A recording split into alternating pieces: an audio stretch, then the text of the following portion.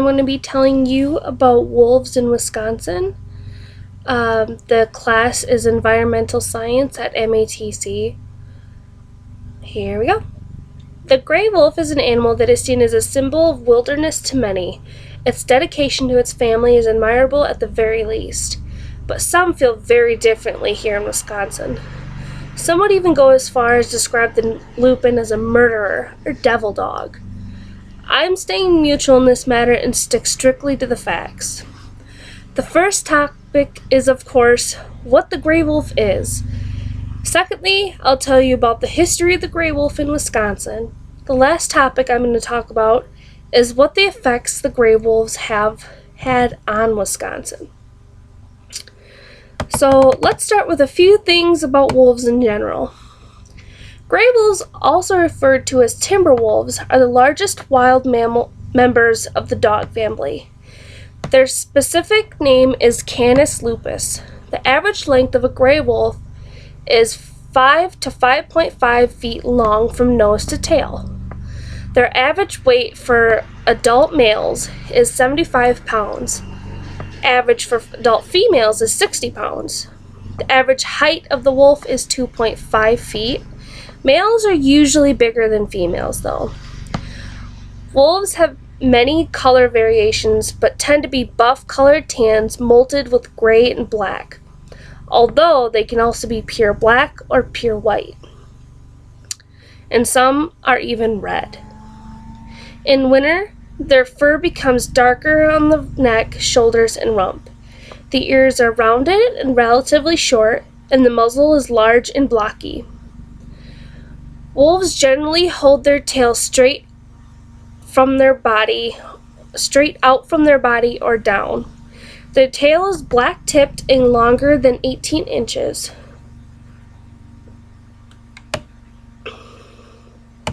Wolves are very social animals, living in small family groups or a pack. A wolf's territory may cover 20 to 80 square miles, about 1/10 the size of an average Wisconsin county. A pack usually has 6 to 10 animals consisting of a dominant alpha male and female, the breeding pair, pups from the previous year or yearlings, and the current year's pups.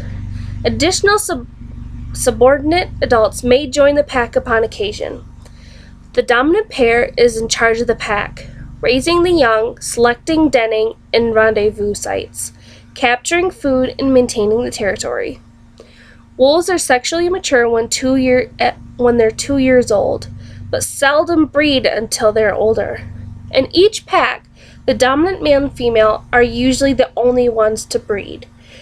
They prevent subordinate adults from mating by physically harassing them. Thus, a pack generally produces only 1 litter each year, averaging 5 to 6 pups.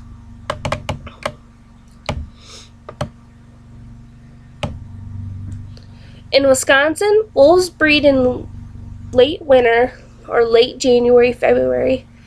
The female delivers the pups 2 months later in the back chamber of a den that she digs.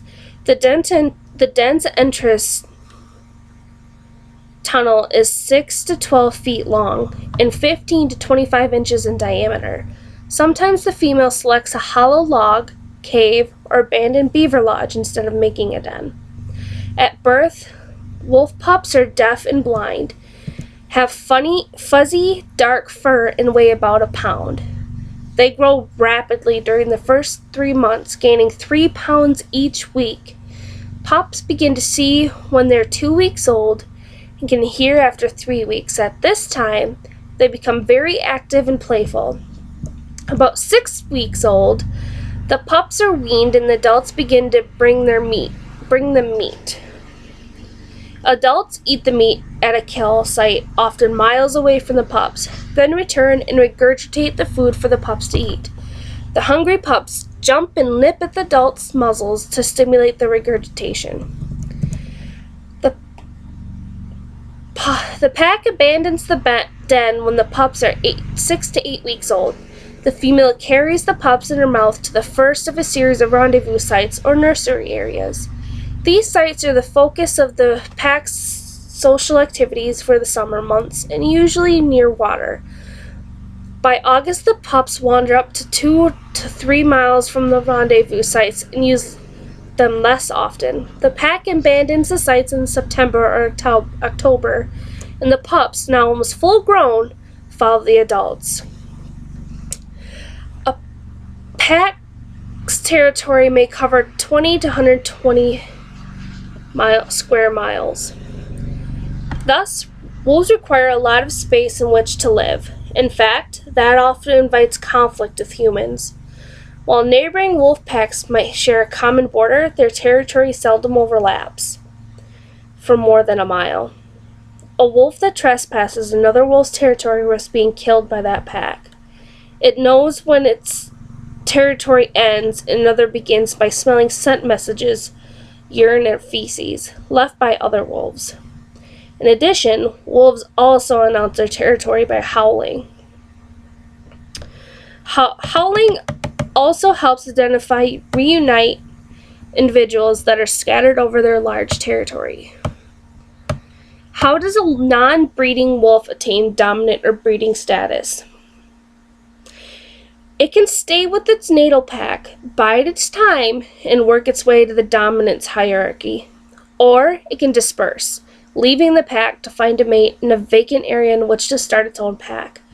Both strategies involve risk. A wolf may be outcompeted by another wolf and never achieve dominance.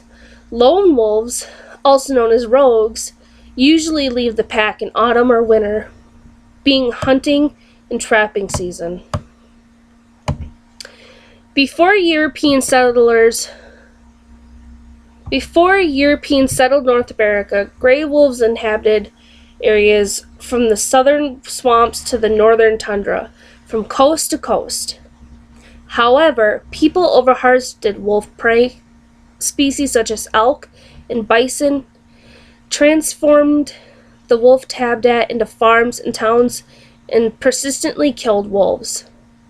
Today, the majority of wolves in North America live in remote areas of Canada and Alaska. In the lower 48, wolves exist in forests and mountainous regions in Minnesota, Michigan, Wisconsin, Montana, Idaho, Wyoming, Washington, Arizona, New Mexico, North Dakota, and possibly in Oregon, Utah, and South Dakota. Lone wolves have been known to travel great distances in a short time. One radio-collared Wisconsin wolf traveled 23 miles in one day. A female wolf pup trapped in the eastern part of the Upper Peninsula of Michigan died from a vehicle collision near Johnson Creek in Jefferson County, Wisconsin, in March 2001, about 300 miles from her home territory. Nobody knows why some wolves disperse and why others don't. Even siblings behave differently. As in the case of Carol and Big Al, radio-collared yearling sisters in one Wisconsin pack. Carol left the pack one December, returned in February, then dispersed 40 miles away. Big Al with the pack and Big Al remained with the pack and probably became the dominant female when her mother was illegally shot. In another case, two siblings dispersed from their pack and did so at different times and in different directions. One left in September and moved 45 miles east, and the other went 85 miles west in November. As we know, timber wolves are carnivores, feeding on other animals. A study in the early 1880s showed the diet of Wisconsin wolves are comprised of 55% white-tailed deer, 18% beaver, 10% snowshoe hare, and 19% mice, squirrels, muskrat, and other small mammals. Deer comprise over 80% of the diet most of the year. Over 80% of the diet most of the year, but beaver becomes important in spring and fall. In winter, when beavers are in their lodges and moving safely beneath the ice, wolves rely on deer and hares. Wolves' summer diet is more diverse, including a greater variety of small mammals. Now our next topic is the history of wolves in Wisconsin. Before Wisconsin was settled in the 1830s, wolves lived throughout the state. Nobody knows how many were here, but best estimates were 3,000 to 5,000 animals. Explorers, trappers, and settlers transformed Wisconsin's native habitat into farmland, and they hunted elk and bison to extirpation and reduced deer populations. As their prey species declined, wolves began to feed on easy-to-capture livestock. As might be expected, this was unpopular among farmers. In response to pressure from farmers, the Wisconsin legislature passed a state bounty in 1865, offering $5 for every wolf killed. By 1900, no timber wolves existed in the southern two-thirds of the state. At that time, sport hunting of deer was becoming an economic boost to Wisconsin. To help preserve the dwindling deer population for this purpose, the state supported the elimination of predators like wolves. The bounty was increased to $20 for adults and $10 for pups. The state county on wolves persisted until 1957. In 1960, wolves were declared extirpated from Wisconsin. Intense monitoring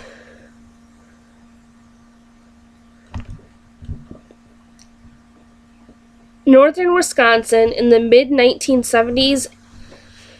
In 1975, the Wisconsin Department of Natural Resources declared timber wolves endangered.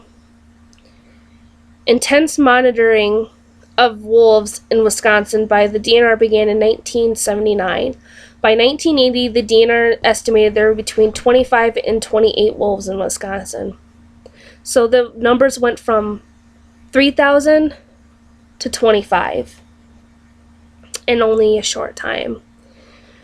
The DNR did something very wise then. It started the program of trapping wolves and attaching radio collars to them, monitoring their movements in the wild. This program continued over the last 30 years. Each spring, teams go out to trap wolves, attempt to catch and attach radio collars to at least one adult animal in 15 to 20% of the wolves' state's packs. Hundreds have been collared over the years, enabling the DNR to track wolves from the air year-round. Every year, DNR pilots take off armed with a radio telemetry receiver and global positioning system, or GPS device, to find and record the locations of dozens of wolves. In 1980, 25 wolves in 5 packs occurred in the state, but dropped to 14 in 1985 when the parvo virus reduced pup survival and killed adults. Wisconsin DNR completed a wolf recovery plan in 1989. The recovery plan set a state goal for reclassifying wolves as threatened once the population remained at or above 80 for 3 years. Recovery efforts were based on education, legal protection, habitat protection, and provided compensation for problem wolves. In 2004, wolves were removed from the state threatened species list and were reclassified as a protected wild animal, with 373 wolves in the state. After 5 years of delisting attempts and subsequent court challenges, a new federal delisting process began on May 5, 2011, and wolves were officially delisted on January 27, 2012. The count in winter 2011 was about 782 to 824 wolves with 202 to 203 packs, 19 plus loners, and 31 wolves on Indian reservations in the state. A federal court decision relisted the gray wolf as endangered in December 2014. The effects of wolves in Wisconsin. One of the major effects is depredation. There have been 3 depredations in Wisconsin already in just 2016 alone. The predation of cattle alone is worth over $3.5 million, almost $4 million. The total amount, $300,000. The total amount of damage from wolves is $2 million. So in conclusion, the gray wolf is an animal that is seen as a symbol of wilderness to many, but some feel very differently in Wisconsin and go to describe it. This lupin is a murderer devil dog. The first topic I talked about was, of course, what the gray wolf is. Secondly, we learned about the history of the gray wolf in Wisconsin. And last topic I covered was effects of the gray wolf had on Wisconsin. I hope you enjoyed and have a good day.